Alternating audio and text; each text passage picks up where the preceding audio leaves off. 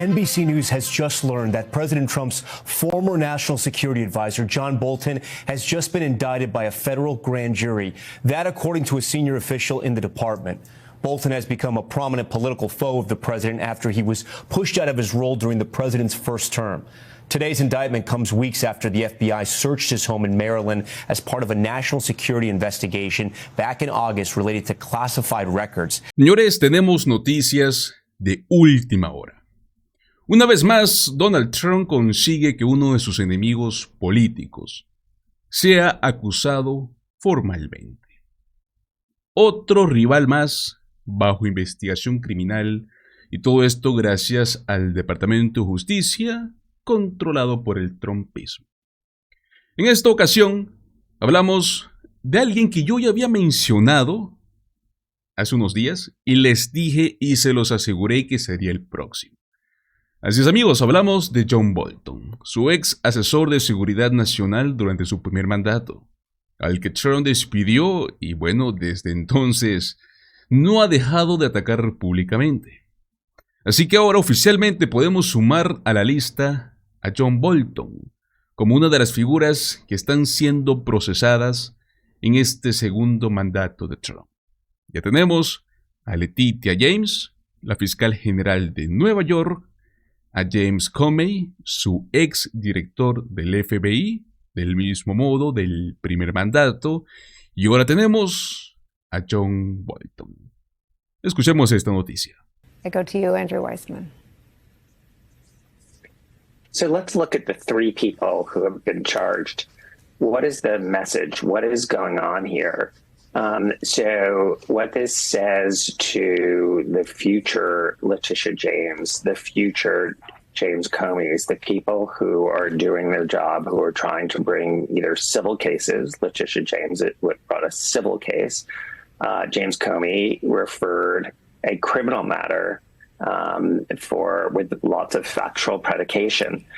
This is sending a message, don't do it, because in the future, this can be the result. If you don't want to get indicted, put your head down and don't do your job. Now, I think it's particularly significant with respect to now indicting somebody who was an insider. And I think that's the reason that you have this indictment. Again, there may be more to it when we see the charges.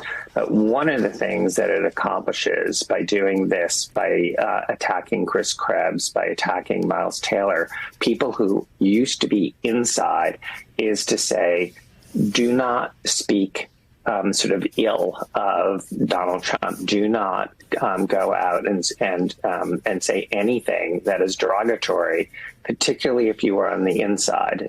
You must be loyal. I think it goes to Glenn's point about seeing three people, the three leaders of the Justice Department, the Attorney General, the Deputy Attorney General, and the FBI Director, standing silent when they have a president doing something that violates sort of all norms and and basically using adjectives and adverbs in lieu of facts.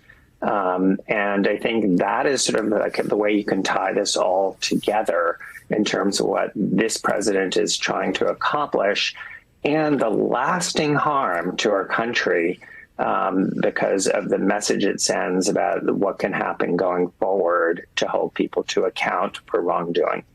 Pero bueno, amigos, lo que me llama la atención no solo es la cantidad, sino que es el patrón.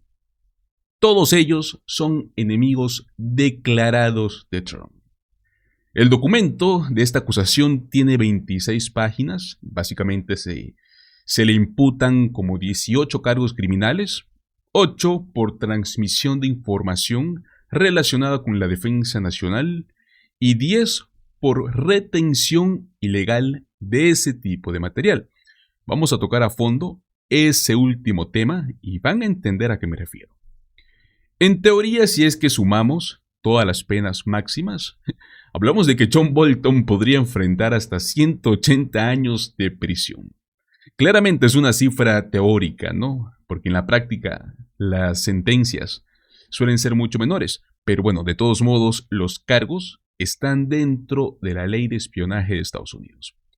Lo más curioso es que Cuando nos ponemos a leer esta acusación, no parece un caso de espionaje típico, porque lo que se describe es que John Bolton compartió información con dos personas, en las cuales en este documento solo se llaman individuo 1 y individuo 2, probablemente, ¿no?, para poder preparar el material de su libro. Pero bueno, en total son más de 1000 páginas de información sobre sus actividades diarias como asesor de seguridad nacional. En otras palabras, no se trata de pasarle secretos a un enemigo extranjero, sino que de utilizar material sensible para escribir y vender un libro, por si lo recuerdan, el libro de John Bolton. Aún así, los fiscales alegan que esos documentos contenían información clasificada, que John Bolton envió estos documentos desde correos personales como un simple Gmail, algo que lo convierte pues completamente ilegal. Y sí, suena a una violación técnica más que un acto de traición, pero igual es una violación de la ley, ¿no? Llegamos al punto más irónico de todo esto. ¿No es curioso que Trump, quien fue acusado por retener documentos clasificados en su baño y en su salón de fiestas en Mar-a-Lago, ahora esté procesando a otra persona, en este caso John Bolton, por lo mismo, por algo tan similar? Es la venganza, la nueva política de Estado. Recordemos, Donald Trump prometió públicamente cobrar revancha de sus enemigos. Y bueno, con este caso es lógico que lo está cumpliendo. Y justamente el día de ayer, cuando salió esta noticia, ciertos periodistas le preguntaron a Trump sobre este tema porque estaba en una conferencia. Y bueno, él responde con el clásico teatro de yo no sabía nada, me estoy enterando recién ahora gracias a ustedes. Vean esto. Was just indicted by a grand jury in Maryland. Do you have a reaction to that? I didn't know that. You tell me for the first time, but I think he's, a bad person. I think he's a bad guy. Yeah, he's a bad guy. It's too bad, but it's the way it goes. Dice algo como, no tenía idea. Me lo estás diciendo por primera vez, pero John Bolton es una mala persona. Pero bueno, así son las cosas. Claramente nadie se lo cree, ¿no? Trump controla el Departamento de Justicia con puño de hierro. Es obvio que estas decisiones no ocurren sin su aprobación. Además de que hay un detalle muy importante. Tienen que tomar en cuenta que un presidente no puede hablar públicamente de alguien que está enfrentando un juicio penal, porque eso luego puede interferir con el derecho del acusado a tener un jurado imparcial. Pero claro, a Trump eso le da igual. Él de sobrado sigue insultando, ¿no?, señalando públicamente a sus enemigos. Eso por definición es una persecución política disfrazada de justicia. Ahora bien, en cuanto al proceso legal, lo siguiente, para que puedan entender el proceso de esto, será la audiencia de lectura de cargos. Esta dura apenas como unos minutos y bueno, ahí John Bolton se va a declarar, sorpresa, sorpresa, no culpable. Luego el juez va a fijar una fecha, los plazos, audiencias previas al juicio, etc. Y bueno, aquí es donde la cosa se va a poner interesante porque yo se los aseguro casi con total seguridad, la defensa de Bolton va a presentar una moción por persecución política o vengativa. Es más, tengo hasta motivos para creer que va a funcionar, porque este caso, seguramente no lo saben ustedes, ya había sido revisado años atrás y el Departamento de Justicia en aquel entonces decidió no presentar cargos. Claro, hasta que Trump regresó al poder. Aquí hay un dato también muy inquietante dentro de la acusación y es que según el documento, hackers iraníes habrían ingresado al correo de John Bolton, habían robado parte de esa información y habían entregado los datos al gobierno estadounidense. Bueno, pues eso abre un debate legal enorme porque si el gobierno usa evidencia obtenida ilegalmente por actores extranjeros, bueno amigos, eso viola la Cuarta Enmienda. Donald Trump está cumpliendo su promesa de utilizar el poder judicial para castigar a sus enemigos. John Bolton es el nuevo objetivo, es el nuevo ejemplo de esta maquinaria de vendetta. Y todo ocurre mientras Trump sigue librando sus propios casos judiciales, ¿no? Por el tema de los documentos clasificados, conspiración, abuso de poder, el caso de Jeffrey Epstein, etc. Ahí lo tienen, amigos, Trump utilizando nuevamente al Departamento de Justicia, ¿no? Como esta arma política. Y bueno, su ex asesor enfrentando teóricamente décadas de cárcel por hacer lo mismo que hizo su antiguo jefe, ¿no? Qué ironía. Ahora bien, amigos, quiero que pasemos a hablar del siguiente tema. Esto no es una noticia en sí, es más que todo información muy interesante que tienen que comprender en este momento. Y es que el director de la Oficina de Administración y Presupuesto, la famosa OMB, acaba de decir literalmente que este cierre de gobierno es su sueño hecho realidad, porque puede aprovecharlo para despedir a más de 10,000 trabajadores federales. Así es, amigos. No se trata de una medida temporal, no se trata de un ajuste, hablamos de una purga planificada desde hace años. Y todo esto inspirado en el famoso plan Proyecto 2025. Mientras el país se está enfrentando a este cierre de gobierno y miles de familias se están quedando sin ingresos, la administración del trumpismo no busca una solución. Al parecer buscan una oportunidad. Una oportunidad para poder cumplir un viejo objetivo, que es desmantelar la burocracia federal, la que según ellos se interpone entre el pueblo y el poder. Quiero que vean este fragmento de MSNBC, donde explican y muestran ciertos fragmentos de Russell Vought, que es el hombre de este proyecto, y van a entender un poco a qué me refiero, y luego volveremos a analizar punto por punto.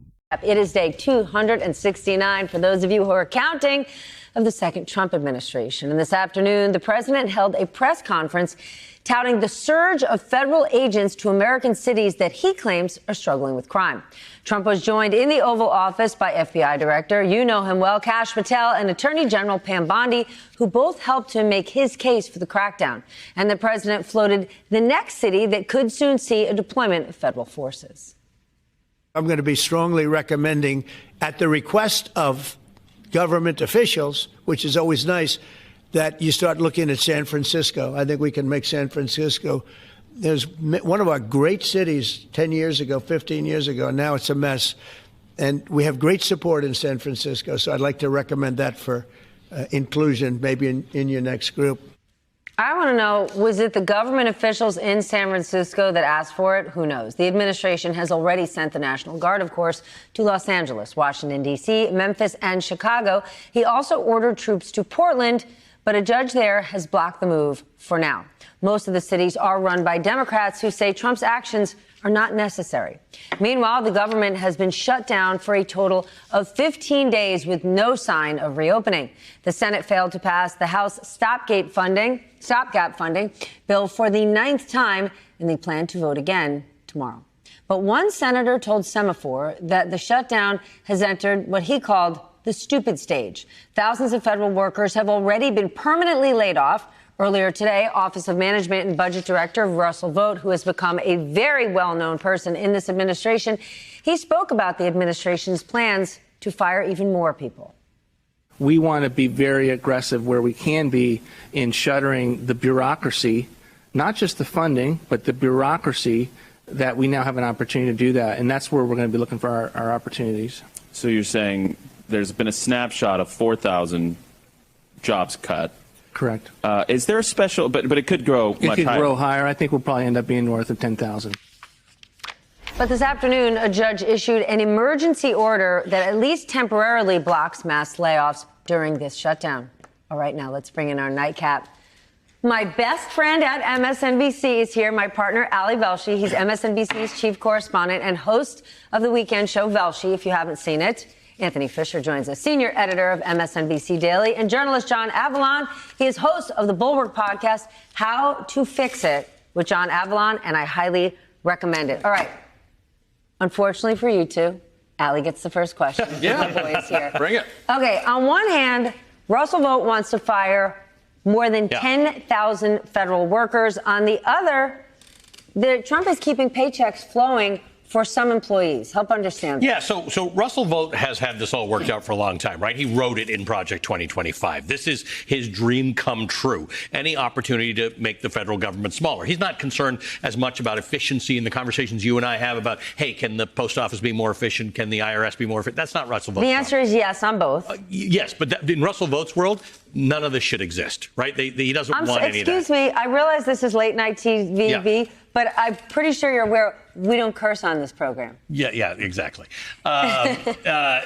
So the thing that Donald Trump is trying to deal with that Russell Vought doesn't think about is that Donald Trump still wants to think that there are some people who will vote for him. Russell Vought doesn't care. Russell Vought doesn't need any votes. He doesn't need any votes. Donald Trump needs votes. So he's trying to keep some people paid, and he's trying to appeal to his base by saying, I'm paying the people who you need in the government, the military and the air traffic controllers, because they've convinced you that you don't need anybody else in the government at all, and that's the point. So I don't need the Department of Education, so they're not getting paid. All right, some senators, John, are saying that the shutdown is not breaking through at home. So if lawmakers aren't getting pressure from their constituents, what's the off-ramp here? That's the problem. That's the problem with all shutdowns, is that usually there's not an obvious off-ramp. Now, Democrats have said the thing to fight for is to make sure that health care premiums don't hike. And Republicans know that's a political loser that they've brought on themselves. But it hasn't. Wait. Say this one again. So the Democrats are saying that their negotiating point is that we need to stop health care premiums from being jacked up, which they're set to be come the end of the year. Republicans know they've got a political hand grenade of their own making. But Thune and everybody's saying we're not going to negotiate. And so there's not an obvious off-ramp. This is actually something that if you could solve it, a lot of Republicans would be breathing a sigh of relief because they know how deeply unpopular it'll be if they hike everybody's health care premiums, which is set to happen. But they're trying to make the argument right now that it was a one-time thing, that they increased health care coverage during COVID. That's expiring. COVID is passed. That's the argument they're making. That's not a true argument, though. And if people suddenly get their premiums jacked, it's going to be devastating. Don't believe me? Ask Marjorie Taylor Greene. She'll tell you. Sure. Yeah, Marjorie Taylor Greene is kind of becoming the conscience of the Democratic Party on this issue. It's kind of shocking, but it's wild. She's say what you want about her. She's unfiltered. She's a populist, so she's like thinking about the working person. And for whatever reason, I guess she feels confident enough in her state in the MAGA world and in Trump's eyes that she can buck them on this one. She wins by a lot. But hold on. Or unlike Russell Vought, Marjorie Taylor Greene has to win elections. Right. Yeah. Every 2 years. Right. So the motivations are very different here. Russell Vought is an ideologue. Donald Trump, no one's ever accused him of being an ideologue. No, Donald Trump is an extraordinarily skilled politician. But our colleague Ali Vitale earlier today asked Senate Majority Leader John Thune about Republicans being the party of no dissent. And I want to share what he said. There are subjects and issues on which we have differences of opinion. I typically litigate those privately rather than publicly. That's our job, is to try and present that check and balance. And we are a co-equal independent branch of the government. You think that's happening right now? No. In a Congress has absolutely abdicated its responsibility under the Constitution to act like an equal and co-equal branch. They have outsourced their spine to the Trump White House. Trumpists are calling the Congress the Duma, as in Russia's rubber stamp for Vladimir Putin. That's an approving quote from some in the Trumpist camp. So until we start seeing stands of independence and integrity, what they've done is they've just rubber stamped whatever Donald Trump says because they're afraid of the base and they know he's got a lock on that. But they have absolutely self-neutered their conscience and their common sense and outsourced it to Donald Trump. All right. Ok, señores, Russell Vought, el hombre que maneja los presupuestos del gobierno, el hombre del proyecto 2025. Hablando abiertamente de aprovechar el cierre para cerrar la burocracia, ¿no? Al parecer no están preocupados por el país, no están preocupados por los servicios públicos o por los trabajadores. No, señores, todo lo contrario, están entusiasmados, porque según sus propias palabras, por fin puede hacer lo que siempre quiso, destruir al Estado desde adentro. Y aquí hay algo clave, este tipo de discurso no es una improvisación. Russell Vought es uno de los principales arquitectos del proyecto 2025. Es este plan detallado para la ultraderecha que básicamente ¿no? se propone una purga masiva dentro del gobierno para poder reemplazar a empleados de carrera, los que trabajan bajo reglas institucionales, con personas políticamente leales ciegamente al trumpismo. Lo más preocupante no solo es el número, 10.000 despidos, sino que es la mentalidad detrás de esta decisión, porque a ver, esto no es una medida económica, ¿no? Aquí vemos una estrategia política.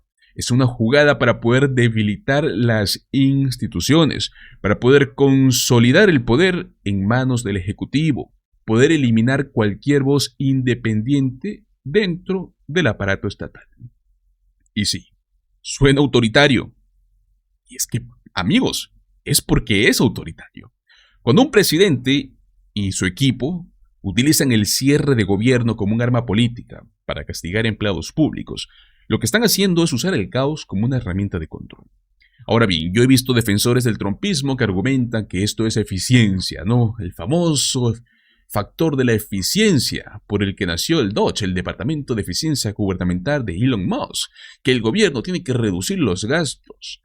A mí me suena a excusas. Porque si realmente quisieran eficiencia, pues bueno, estarían invirtiendo en tecnología, en transparencia, en mejorar los servicios, no en salir a despedir en masa a quienes hacen que el país funcione las 24 horas del día. De hecho, mientras Roosevelt habla de recortar la burocracia, ¿qué es lo que hace el gobierno? Mantiene activos los pagos para sectores que benefician políticamente a Trump, ¿no? Extraño, ¿no? Las Fuerzas Armadas, los controladores aéreos y otras áreas con fuerte apoyo conservador. O sea, esto no es algo de austeridad, esto es algo de selección política, y eso que no todos se salvan, porque el día de ayer también vimos cómo los militares y sus familias estaban con este problema de los sueldos. Donald Trump salió a decir que iba a hacer una recaudación de donaciones privadas para poder pagarle a las familias de los soldados. Esto, mis amigos, es una señal muy clara de hacia dónde se dirige este segundo mandato de Trump. Un gobierno que utiliza la crisis que él mismo provoca para concentrar el poder y castigar a quienes se consideran enemigos dentro del Estado. Si algo ya nos ha enseñado la historia, es que los líderes autoritarios siempre, pero siempre empiezan igual, atacando a las instituciones desde dentro, debilitando a los trabajadores públicos, y la fase final, reescribir las reglas a su medida. Pero bueno, ¿qué opinan ustedes? ¿Creen que esto es realmente eficiencia? ¿O será un plan para eliminar cualquier oposición dentro del propio gobierno? Los invito a que me dejen sus opiniones en la caja de comentarios. Muchísimas gracias por acompañarme en este video. Recuerden, como siempre, déjame tu like, comparte el contenido, suscríbete a nuestro canal. Nos vemos en el próximo video. Hasta luego.